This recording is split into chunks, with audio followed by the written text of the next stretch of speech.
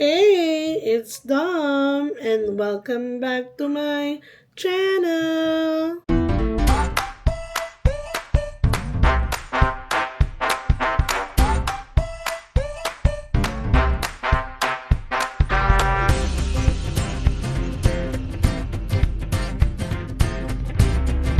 Hi guys, kamusta kayo? I hope you're all doing well and I'm doing well also naman. So for today's video, we're gonna do some unboxing. So mag-unbox tayo ng DJI Mic Mini. I have the mic yung included dun sa creators combo na binili ko. So it's this one. I think ito yung malaking version. So we're gonna do the mic mini kasi minsan mas madaling gamitin yung mic mini kaysa dito sa malaki. So let's do it. So pakita ko lang sa inyo yung cute ko na cutter. This one. Alam mo, matagal ko na tong tinitingnan sa Amazon. Ang mahal niya dun sa Amazon, it was like, I think, $8. $7 to $8. And then, dun sa Japanese $3 sa Pacific Mall, it was cheaper. So, yung $3 na yun, Japanese $3 ang tawag. Pero, lahat ng items dun is $2.89. So, yun yung amount ng $3 nila. Pero, ang cute. Mas mura siya. Way mura kaysa sa Amazon. So, yan. Buksan natin siya.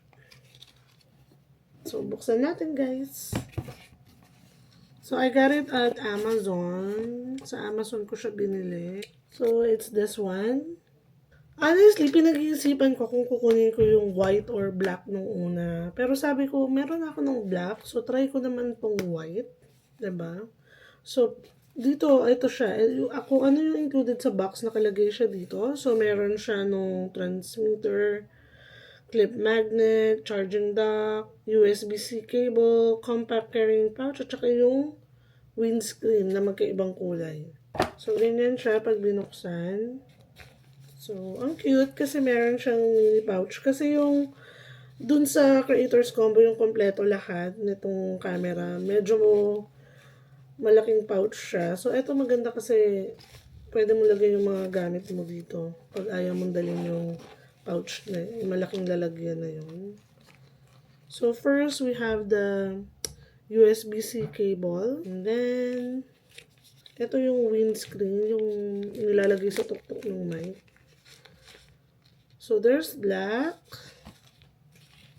Ang ganda ng color nito. Ito yung parang, white, Christmas color. Ito yung charging dock. It's color white. Ang cute, diba? Kahit ang liit.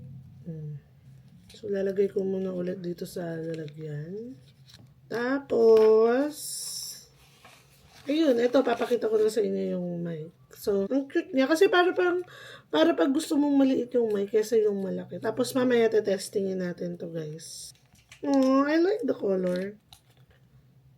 So, ito siya, guys.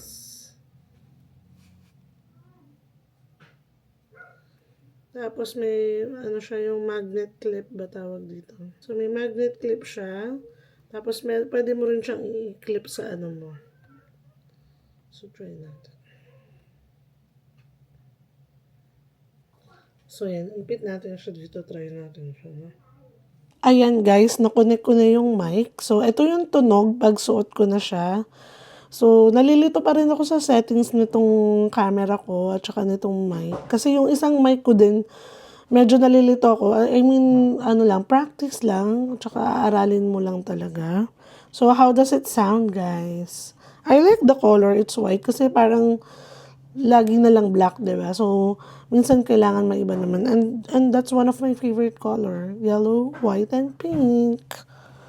So, ayan. Ganda. Okay ba, guys?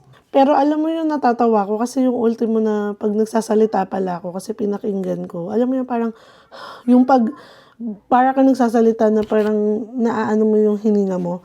Naririnig mo siya. So, pero I like it. I love it. I love the color.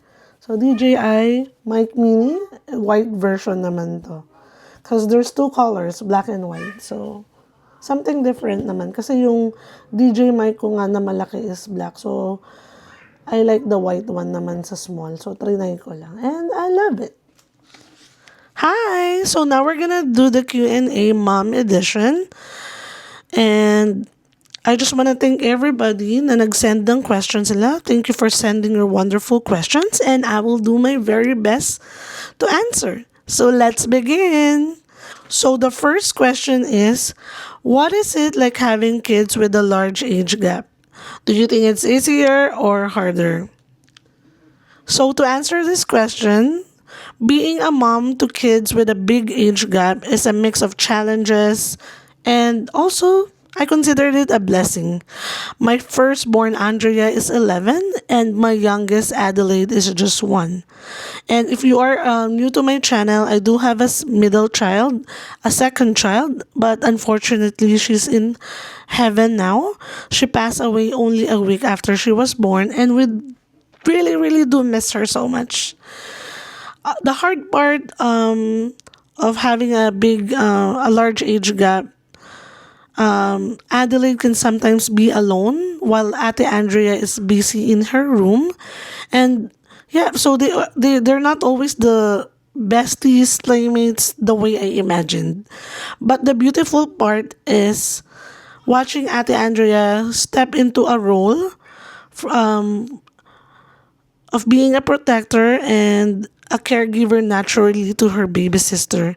She's the best little helper when mom and dad are busy, and I love seeing the love and care that she gives to her baby sister.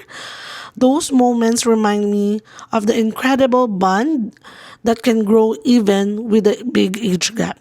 So, if I could give advice to parents thinking about another child, I would say consider having the closer age gap if you want them to be truly playmates and best friends growing up. But no matter what the age gap is, love always finds a way to bring them together. I would like to thank my dear close friend Kira. She was my nurse when I was pregnant with Adeline for this wonderful question. So the second question is, what's the best part of being a mother? The best part of being a mother is having my children as my best friends. I love that they come to me for comfort and I feel like they trust me completely and they feel safe in my arms. So I love my children so much and I will love and protect them with every bit of me until my very last breath. So thank you, Jolo, my cousin's boyfriend, for this wonderful question. And the third question is something you wish you had known before having children. This is really a wonderful question, also. So, to answer this question, something I wish I had known before having children is just how fast time would fly. So, the little laughs, the tiny milestones, and the quiet cuddles, they feel endless in the moment right now, but before you know it, they grow up fast. So, motherhood teaches you love in ways you can't imagine, and every moment truly becomes precious. So this question is from Clancy. Clancy, my love, thank you so much for this wonderful question.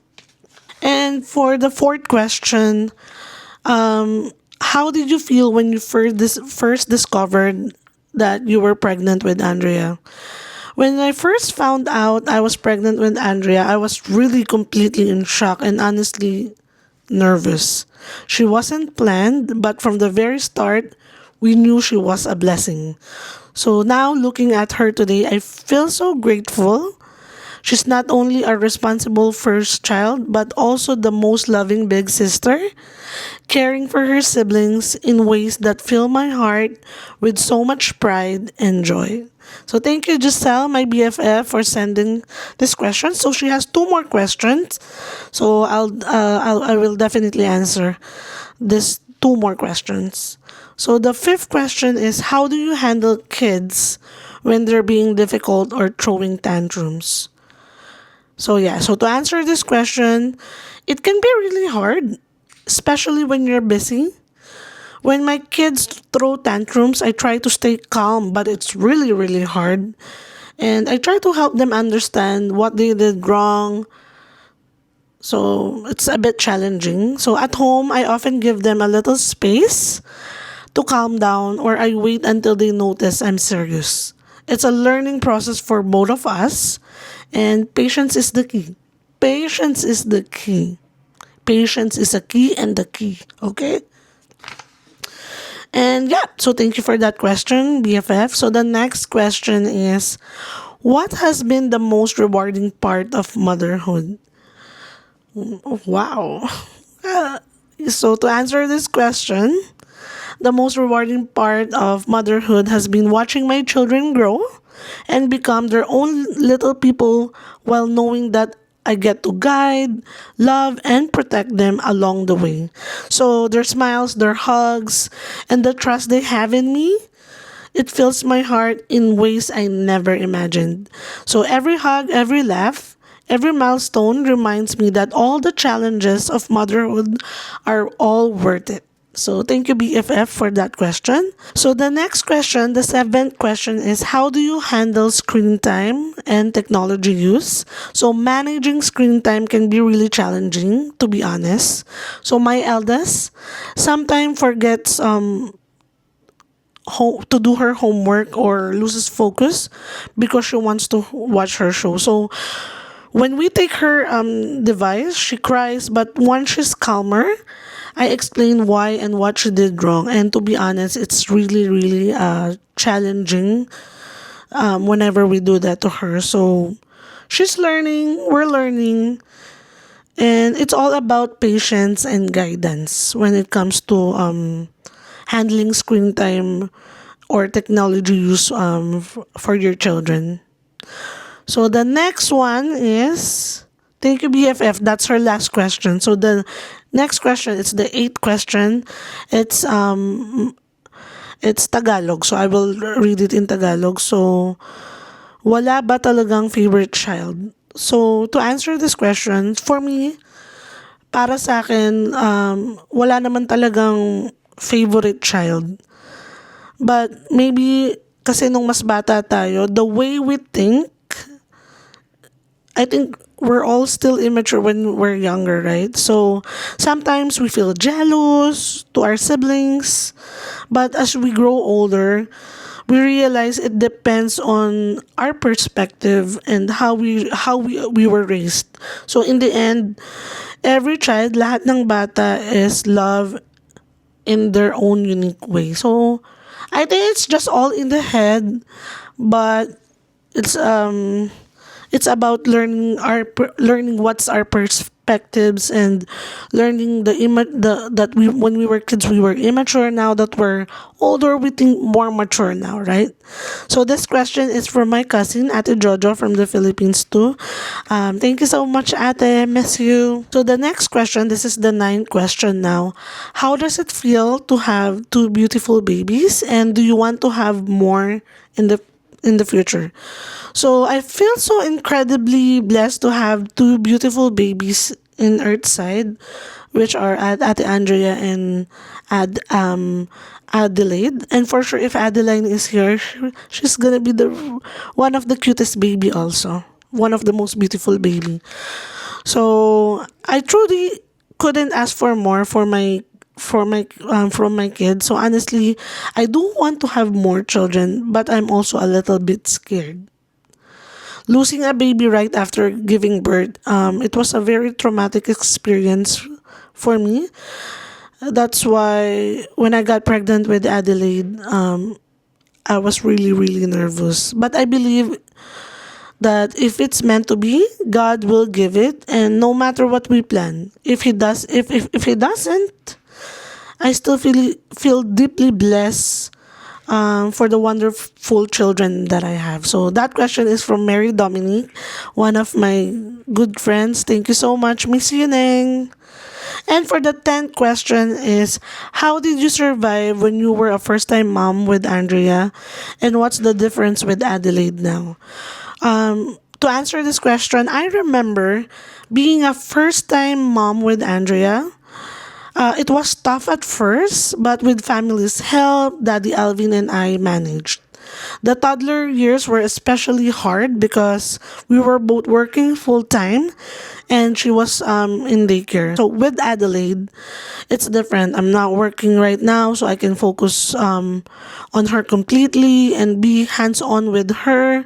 It feels more connected and in some ways a bit easier this time around. So that question is from my BFF cousin, Toby. Thank you so much, my dear cousin. Hello, my goddaughter. You're so pretty like Ninang. So my cousin Toby has two more questions. So the next question is question 11. Ano fave bonding nyo?